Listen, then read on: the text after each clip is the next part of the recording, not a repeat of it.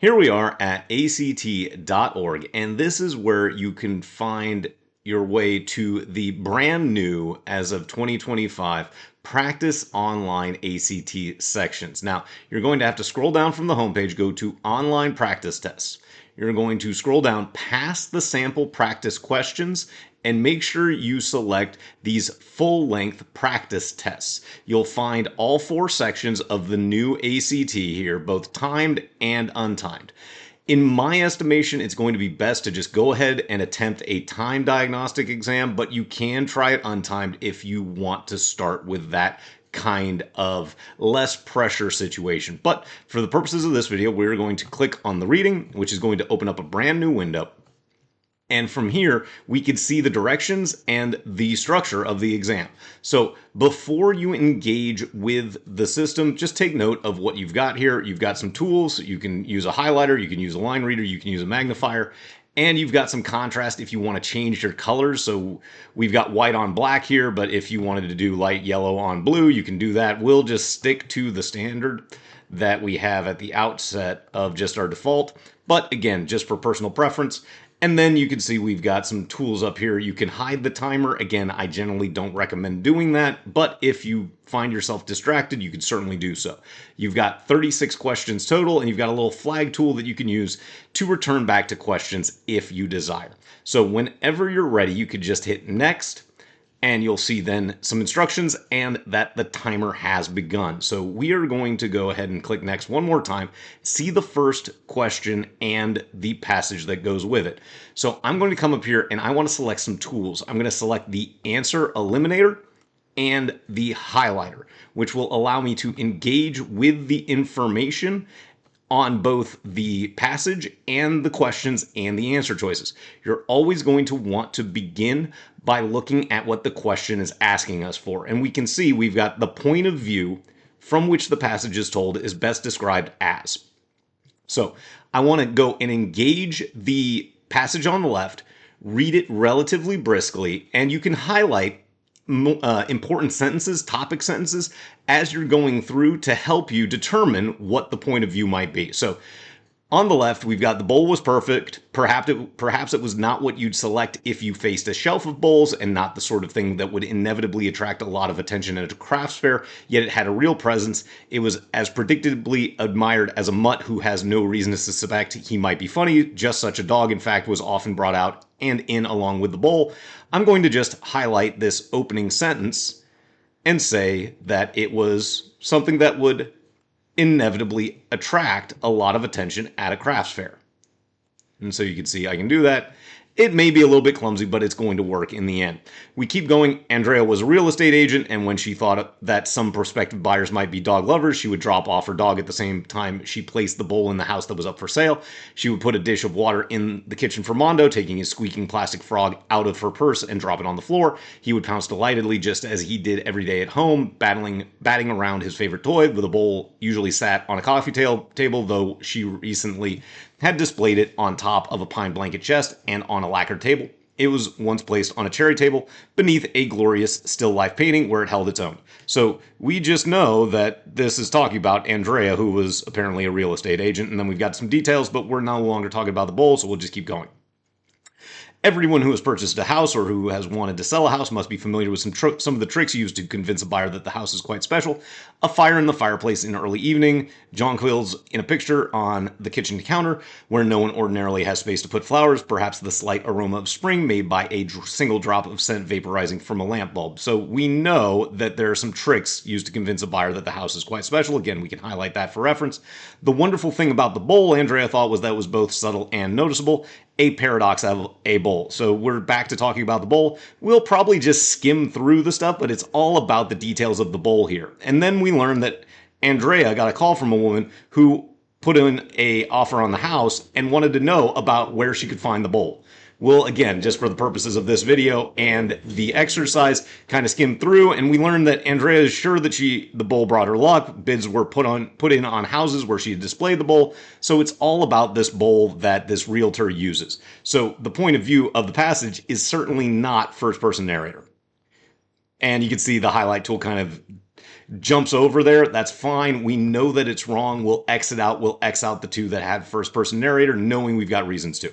Then third person narrator present in the action. No, the third person narrator is not present in the action, but we do have a third person narrator not present in the action. So our correct answer is D. And now that we've done our highlighting, hopefully we recall where different pieces of information are in the passage, because unfortunately in the ACT, the highlights disappear after that first question. But we should know what the passage as a whole was described as. So we then go to the answer choices, immediately probably don't even re-engage the information on the left. Career of a real estate agent, absolutely not. So that's out. About the special glaze on the bowl, we did talk about it, but it's certainly not the main passage gist. Perceived perfection of an object and that object's effect on people, well, that was the bowl. And problems that can result from a person's unyielding focus on obtaining material goods. Well, that seems a bit extreme. We can eliminate choice D for that reason. Of course, always select your answer, because if you don't, you may accidentally skip and not realize where you may have left something open later. Then we hit next. Passage most strongly suggests that a useful characteristic of the bowl in terms of Andrea's purpose for the bowl is the bowl's blank. Well, we know that everybody seemed to like this bowl, so universal appeal seems pretty good. Didn't know anything about the designer. It actually wasn't ostentatious, and it's not about the fact that everyone can get one. In fact, it's kind of unique. So again, we didn't really even engage in the passage again to get the correct answer of A here. Then the next question we've got in the highlighted text. Andrea responds to an inquiry about her bowl and explains why her bowl was placed in a client's home with statements that can best be described as. So I can use the highlight tool again to just focus on what we're being asked, and we're just going to stay in this area of reference and read it a little bit more directly. So once Andrea got a call from a woman who had put an offer on a house she had shown her. That bowl, she said, would it be possible to find out where the owners had bought that beautiful bowl? Andrea pretended that she did not know what the woman was referring to. Well, of course she did. The whole thing is about the bowl. A bowl somewhere in the house. Oh, on a table under the table. Yes, she would ask. She let a couple of days pass, then called back to say the bowl had been a present and the people did not know where it had been purchased. Well, it's her bowl. Of course she knows where it was purchased. So this is not vague generalizations. It's not absolute truths. It's not even half-truths. They're outright lies, and you have to be open to what might seem to be an extreme answer, even if it's the option that's left, because they are lies. She is completely misrepresenting herself, and we'll select choice D as the correct answer here. Moving on to the next question. In the passage, Andrea is characterized as believing that compared to most tricks used by real estate agents to impress potential buyers, her trick of placing the bowl in a home is. So how does her trick become different? So we hopefully recall that right in the middle here, we were talking about those different tricks used to convince a buyer that the house is special. But Andrea thinks here that the bowl was subtle and noticeable. So it's both, something people pick up on, but also don't pick up on. So it's got a little bit of like a paradoxical quality. So more humorous, absolutely not. More obvious, absolutely not. It's a little bit more subtle. Less familiar, certainly. Less enticing, certainly not, because we want to entice them to buy. Again, we should be able to move pretty quickly once we've got that overall understanding to the next question. Then, according to the passage, the random placement of colors in the bowl's glaze. So I've got to highlight what we're being asked about, which is the surface that those random colors create. So we can find that all here. And we find that the glaze is here. We're going to just highlight through where that information is relevant. And so it says the glaze was the color of cream and seemed to glow no matter what light it was placed in.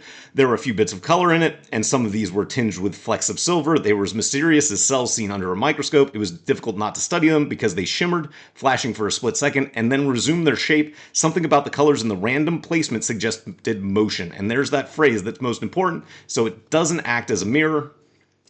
It does seem to move. There's nothing about it having been cracked in the sunlight. And it certainly doesn't scatter prisms on the wall of the room, so we select B and move on to the next one. And one main point of the highlighted paragraph, we don't need to re-highlight it, but I need to focus just on this, and it's all about those lies that she told to this woman. So, attracts more interest than does the house itself, absolutely, because that woman did not put in an offer on the house. The bowl does belong to Andrea. We can highlight that right there and eliminate choice B. Andrea is often asked about the bowl. Well, that's not the point of it. We know that she is, but it's that the bowl attracted more attention. And furthermore, that client didn't put in an offer on the house. And Andrea forgetting about the bowl's placement is absolutely not it. So we'll make sure we select A once more. The highlighter does make you select that choice, but you could just use the X using the tools that are presented in the interface. Next, we've got the admiration the bull receives is directly compared to the admiration received by, well, if you remember it, we know that it was compared to the dog, and it's right here. It was as predictably admired as a mutt. And if you can recall this, you're in a great position. The plastic frog is the dog's toy. Cherry table, it's not compared to the table. It's not compared to the aroma of spring. All these things are in here. You don't want to be hunting and pecking. Hopefully you had a good understanding up front before we move on to the next one. And then the passage suggests that one reason prospective homebuyers might have difficulty sharing their thoughts about the bowl is that they realize, well, first, they are not visiting the home for the purpose of noticing decorative objects. They're considering buying the house. So A could be the right answer without even necessarily reading a whole lot. We're not talking about whether or not they can buy the bowl.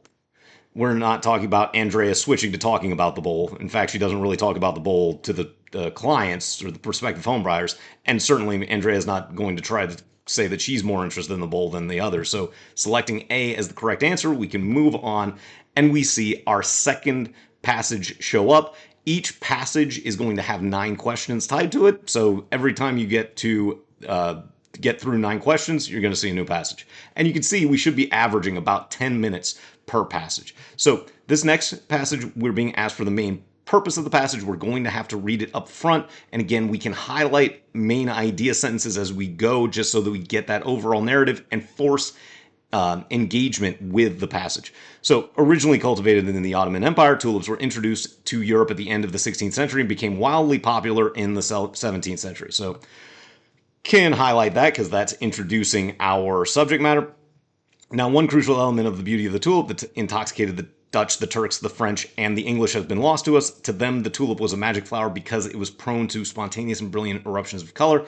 In a planting of 100 tulips, one of them might be so possessed opening to reveal the white or yellow ground of its petals painted, as if by the finest brush and steadiest hand, with intricate feathers or flames of a vividly contrasting hue. When this happened, the tulip was said to have broken, and if a tulip broke in a particularly striking manner, if the flames of the applied color reached clear to the petal's lips, say, and its pigment was brilliant and pure and its pattern symmetrical, the owner of that bulb had won the lottery, for the offsets of that bulb would inherit its pattern and hues and command a fantastic price.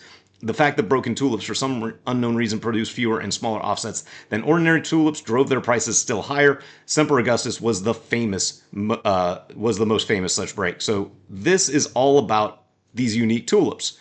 And we know that the tulip was a magic flower, and you could have a tulip that was broken, and those broken tulips became very, very expensive. So then we just keep on going, and for the purposes of this video, we'll kind of summarize what's happening here, but we can see we're talking about the broken tulip no longer really existing anymore. It's a group that's known as the Rembrandts, but these latter-day tulips are going to look clumsy compared to the old ones. And we then find that Anna Pavord, in the following paragraph, recounts the extraordinary lengths that these growers of the Dutch tulips would go to try to get those tulip breaks. And there's some details about how they'd try to put some sort of sprinkled paint powders. We'd get some rainwater to wash the color down to the roots. There's a whole bunch of different things that they did. But then we get this transition of what actually caused the tulip breaking colors. And it's that it was caused by this virus, which basically forced a mix of two colors. And so then we keep on going, and we learn that by the 1920s, the Dutch regarded their tulips as commodities to trade, and since the virus weakened the bulbs, they basically got rid of it. So they lost the thing in the 1920s that made the color breaks happen. And then the author kind of opines that she thinks that the loss of the virus kind of made it lose something that the tulip needed. And maybe that's why the broken tulip became such a treasure in the 17th century Holland, is that the wayward color loosed on a tulip by a good break perfected the flower even as the virus was trying to destroy it. So we've got this idea that there's just this paradox about the breaking of a tulip. It's caused by a virus, but people really liked it, and then they got rid of it, and they kind of miss it in the end. So going through the answer choices, keeping that highlight tool ready, we can determine whether or not it matches what we just read. So we're not concerned with the overall flower industry for choice A. We can eliminate that almost immediately. Now, certain plants have been represented in art. Well, no, they're actually the plants that existed just in different time periods, the tulips. So we can eliminate B as well. Plant viruses certainly are not the subject here, but explain a particular flower variation, well, that's the tulip breaking and how it's been perceived historically, absolutely matches everything, and we can move on to the next question. Again, the highlights will disappear, so don't waste too much time doing that up front. But now we're going to just focus on the paragraph that's already highlighted, which is talking about the Rembrandts. And we know that these are the tulips that look most like the ones that used to happen. But the old ones were better than the ones we have today. So we're not talking about them actually being painted by today's most famous artists, so we can eliminate A for that reason. Compared to 17th century broken tulips, today's multicolored tulips are less visually appealing. Well, that matches exactly what we kind of understand. Now, the tulip break known as Semper Augustus is in here, but it's not the main point. It's just a detail. And then we're not concerned again with Rembrandt being the person most responsible. It's about this idea that the old ones were better than the new ones, and only B matches that idea. Then, moving on to the next question, we've got it can be reasonably inferred from the passage that some 17th century tulip growers believe tulip breaks were mainly caused by. So we're looking for what the 17th century tulip growers believe the tulip breaks were caused by. So that comes here with Anna Pavord. And we know that they went to great lengths to make their tulips break. And they did this by addressing their planting methods. We've got recipes to believe that they produced the color breaks. We've got pigeon droppings that were used as an effective agent, maybe even plaster dust. So it's different ways of growing. It's not the storage condition, so we can eliminate A for that reason. It's not the diseased bulbs, that comes later. Certain growing techniques, absolutely. And certain weathered patterns is a bit of a trap because we talked about rain, but that's not a weathered pattern. So we know that the correct answer here is going to be C. Then we've got another question about highlighted text, but when we see primarily functions to, that means why is it there, not what did it say? So we want to have an idea ourselves. And in this case, we're talking about that virus that's responsible for the magic of the broken tulip, and we learn how that worked. So we're not describing the range of potential tulip colors. We can eliminate that. We're explaining how the color variation in a Barocco tulip occurs, absolutely. We're not arguing anything about yellow and white being the only natural tulip colors. And we're not literally using that to indicate why broken tulips contain no anthocyanin. That is what is said, but it's not why it's there. So we can select B as the reason why that highlighted text is included, not simply just what it said. Next, we've got the highlighted paragraph differs from the rest of the passage, so we'll highlight that for a clear task. We've got this opinion from the author. So it's not questioning whether the virus was harmful to bulbs. That's just not the subject whatsoever. It doesn't have any sort of argument either about how things should have been done differently. It doesn't challenge the idea that they were beautiful. If anything, it seems to support the idea that they were beautiful. But it does present a specific personal meditation on the broken tulips. So we'd select D and move on to the next question. Then we've got, according to the passage, in the 17th century, the fact that broken tulip bulbs tended to produce fewer and smaller offsets compared to the typical tulip bulbs resulted in. So we've got to go back to where we talked about the 17th century, and we know that this is up here in the second paragraph, the first paragraph being just that opening sentence. And we learn that these folks had won the lottery. So that's not going to be a decrease in the demand for broken tulips. It's increased. A fear that the broken tulips were diseased, again, they didn't know that at the time in the 17th century. An increase in prices for broken tulips, absolutely. A desire among growers to plant a wider variety of crops. We're only talking about tulips. Where are we introducing crops? So we can eliminate D for that reason. Do check all four choices just to make sure before selecting, in this case, as the correct answer C. Next, in the passage, the author compares broken tulips as they are represented in Rembrandt's paintings. So Rembrandt's paintings are here in this paragraph, and we should be able to find exactly what they were compared to, and we will discover that they were described as fine as and intricate as marbleized papers.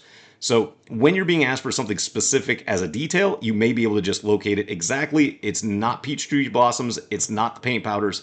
It's not a painting hastily done with a thick brush. It is definitely the intricately marbleized papers, and we'll move on to the next question.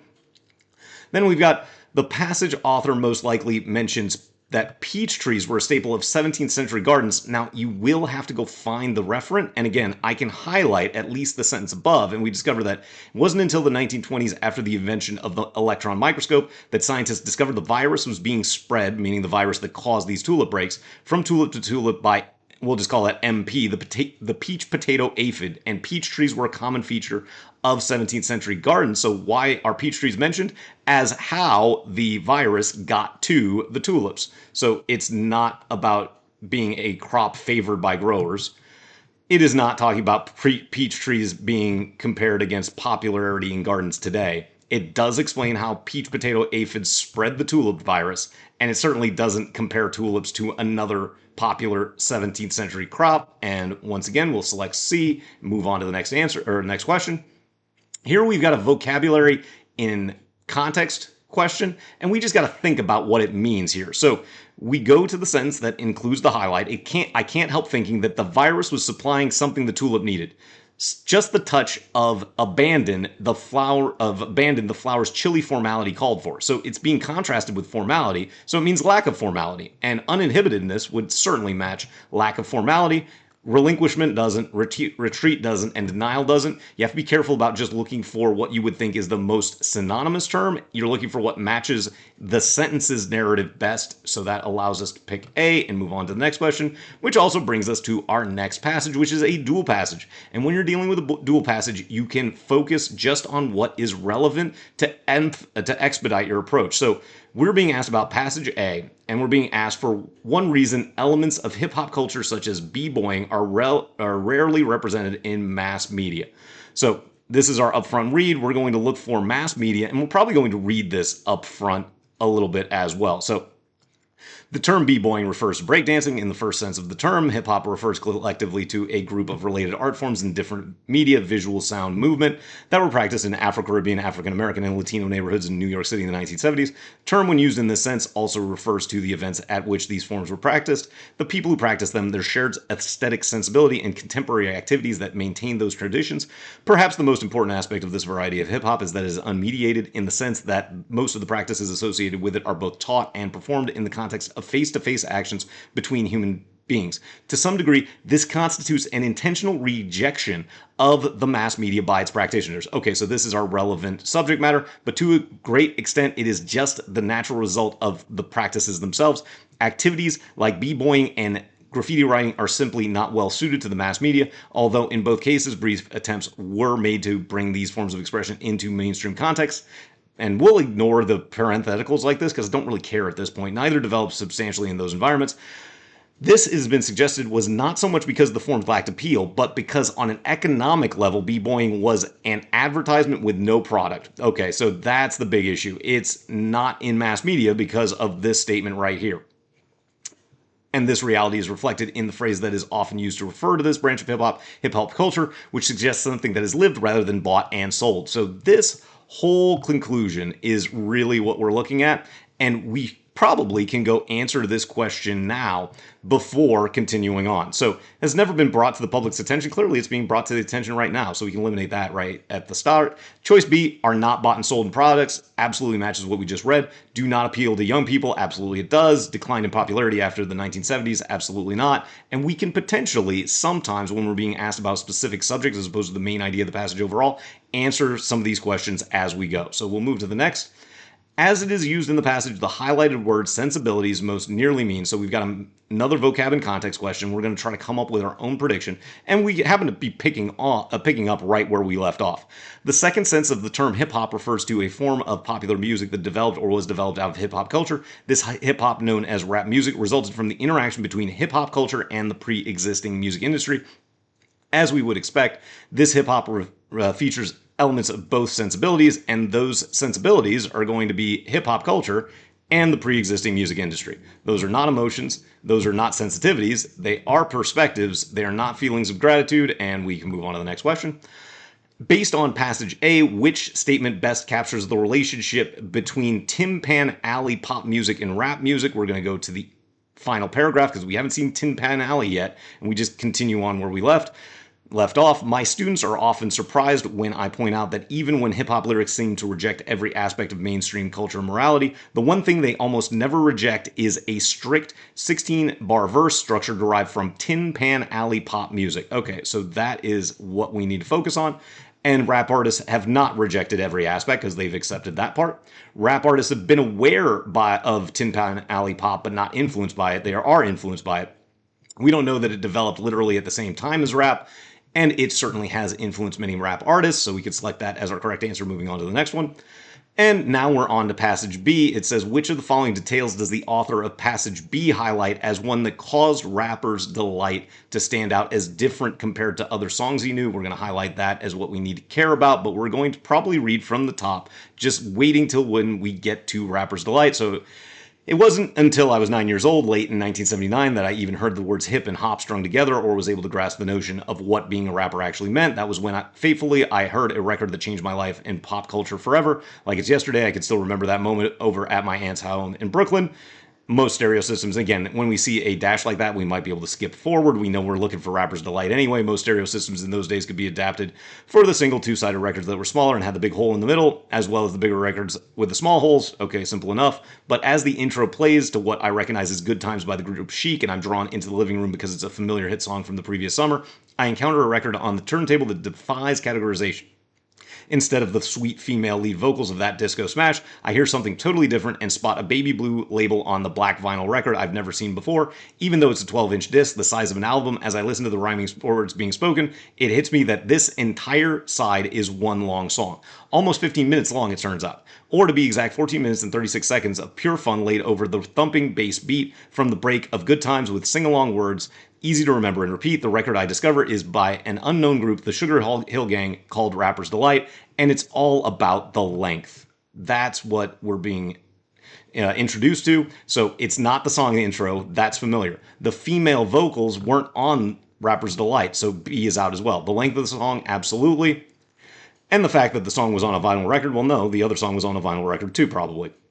So then we move on to the next question. In the context of passage B, the main point of the highlighted paragraph is that the author was, so we just kind of read that, and the author really likes this new version that he thought was going to be Good Times by Chic, but is something a little bit different. So struck by the combination of new and established musical elements in the music he was hearing, that seems pretty good. Always check all four options, though. Uncomfortable. No, he's not uncomfortable. He really liked it. So we're going to eliminate choice B for that reason immediately.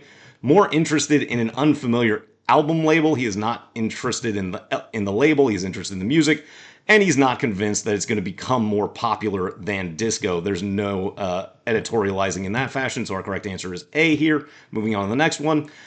Based on passage B, it can be reasonably inferred that the author views his first exposure to the rap music as, well, hopefully we don't have to go back to it. The author really liked it. It is very important, so it's not that it's not very important. Significant for his childhood, but less so for his adulthood? Absolutely not. Transformative, that seems to match. Disappointing would be an entirely opposite tone, so we can eliminate D and move on to the next one.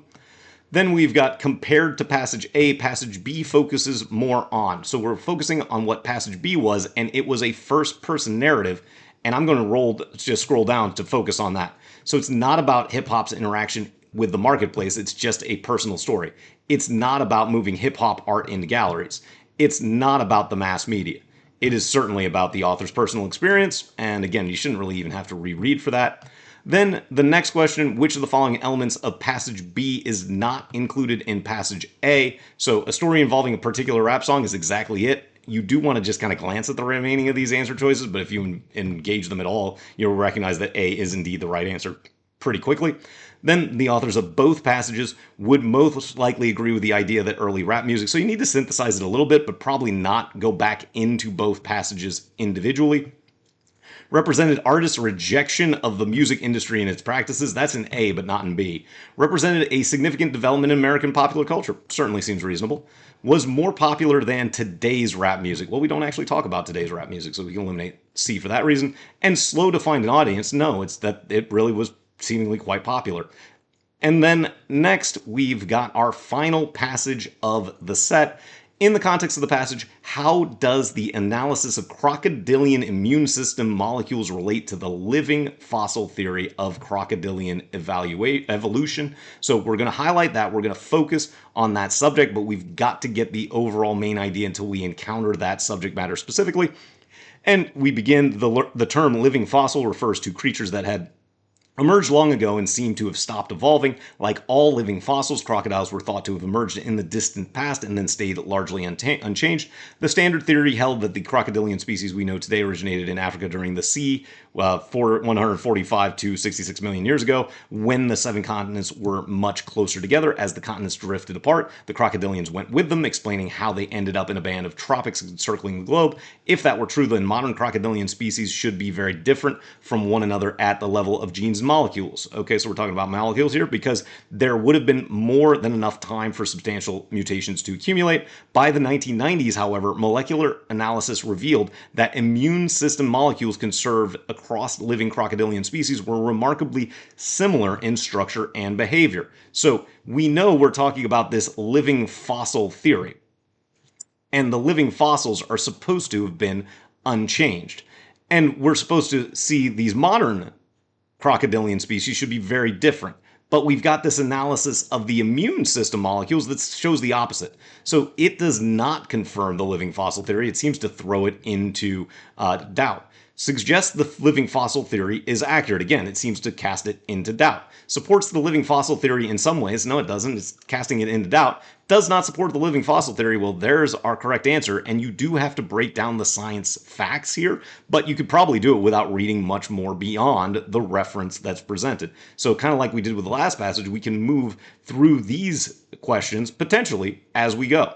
Then we've got which of the statements best summarizes Oakes' analysis of Nile crocodile's DNA as it is presented in the highlighted paragraph. So I probably would pick up with the paragraph before and just keep reading through. One of the benefits of the new ACT is that it does seem to follow a chronology more than the old ACT did. So we'll read the prior paragraph. Intrigued by this puzzle, a postdoctoral research fellow at the University of Washington named Jamie Oakes began collecting DNA samples from all 23 living crocodilian species, comparing sections of the genome where mutations were most likely to have appeared. Oakes did not find nearly as many differences between the modern crocodilian genomes as one would expect had those species diverged all the way back in the Cretaceous.